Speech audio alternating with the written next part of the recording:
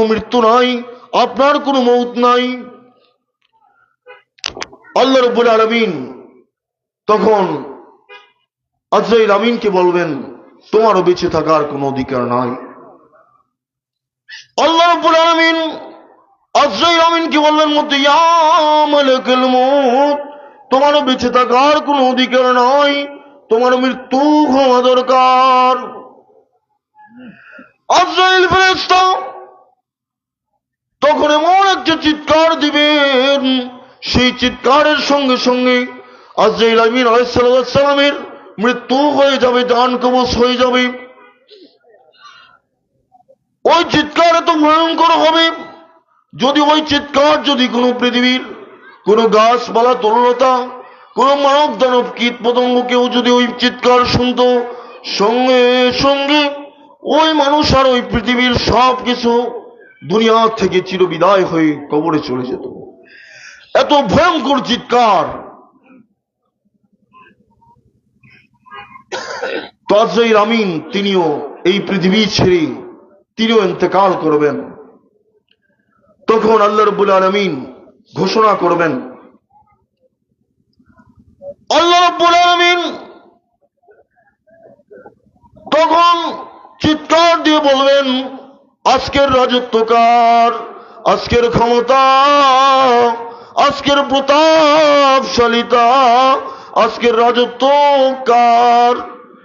জবাব দেওয়ার মতো কেউ থাকবে না। আল্লাহ রাব্বুল আলামিন নিজের জবাব নিজেই দিয়ে দেবেন, লিল্লাহি ওয়াহিদিল কাহার। আজকের ক্ষমতা, আজকের প্রতাপশালিতা আমি একমাত্র মহান আল্লাহ রাব্বুল আলামিন। ও দুনিয়ার মানুষ, এই পৃথিবীর সব কিছু ধ্বংস হয়ে যাবে, আল্লাহ রাব্বুল আলামিন জীবিত থাকবেন। তখন কে জীবিত থাকবেন? আল্লাহ রাব্বুল আলামিন জীবিত থাকবেন। এই আসমান কে সৃষ্টি করেছেন? এই জমিন কে সৃষ্টি করেছেন? পাহাড় পর্বত গ্রহ নক্ষত্র তাম বিশ্বমণ্ডল কে সৃষ্টি করেছেন? একমাত্র আল্লাহ রাব্বুল আলামিন কি করছেন? তিনি সৃষ্টি করছেন। সব কিছু যখন চলে যাবে, আল্লাহ রাব্বুল আলামিন একা থাকবেন। তো সংক্ষেপ কথা, লম্বা ঘটনা, সেদিকে যাব না। হাসরের ময়দান যখন কায়েম হবে, সেখানে বিচার ফয়সালা হবে। তাদের মধ্যে যারা গুনাহগার, সেই গুনাহগার ব্যক্তিদের মধ্যে গুনাহগার এক ব্যক্তি চলতে শুরু করবে, যার জন্য জাহান্নাম ওয়াজিব হয়ে গেছে, সে দোজখে যাবে। সেই ব্যক্তি চলতে শুরু করবেন, হাঁটতে হাঁটতে তার আত্মীয় স্বজনদের কাছে যাবেন, বলবেন, তার ভাইদেরকে বলবেন, বাবাকে বলবেন, মাকে বলবেন যে আমাকে একটু নেকি দিবেন, যার মাধ্যমে আমি পার হতে পারবো। আল্লাহ রাব্বুল আলামিন কোরআনের মধ্যে ঘোষণা করেছেন, ইয়াওমা ইয়াফিরুল মার'উ মিন আখিহি ওয়া উম্মিহি ওয়া আবিহি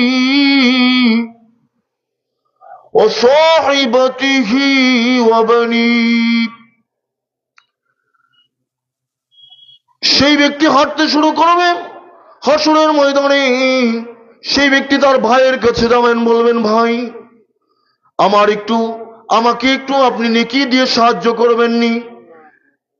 ভাইয়ের কাছে যাইবেন, বলবেন, ভাই আপনি আমাকে একটু নেকি দিয়ে সাহায্য করুন। ভাই বলবেন, আমি তোমাকে চিনি না, দুনিয়াতে আমার কোনো ভাই ছিল না। সেই ব্যক্তি দৌড়াইতে দৌড়াইতে তার মায়ের কাছে যাবেন, বলবেন, মা আপনি আমাকে একটু আমল দিয়ে সাহায্য করুন, নেকি দিয়ে সাহায্য করুন। মা বলবে, আমি চিনি না, দুনিয়াতে আমার কোনো সন্তান ছিল না, আমি তোমাকে চিনি না। সেই ব্যক্তি দৌড়ে যাবেন, তার বাবার কাছে বলবেন, ও আমার পিতা, আপনি আমাকে একটু নেকি দিয়ে সাহায্য করুন। এই দুনিয়াতে আপনি আমার বাবা ছিলেন। পিতা বলবেন, আমি তোমাকে চিনি না, আজকে আমার কাছে তুমি কোনো সাহায্য পাবে না, আমার কোনো সন্তান দুনিয়াতে ছিল না।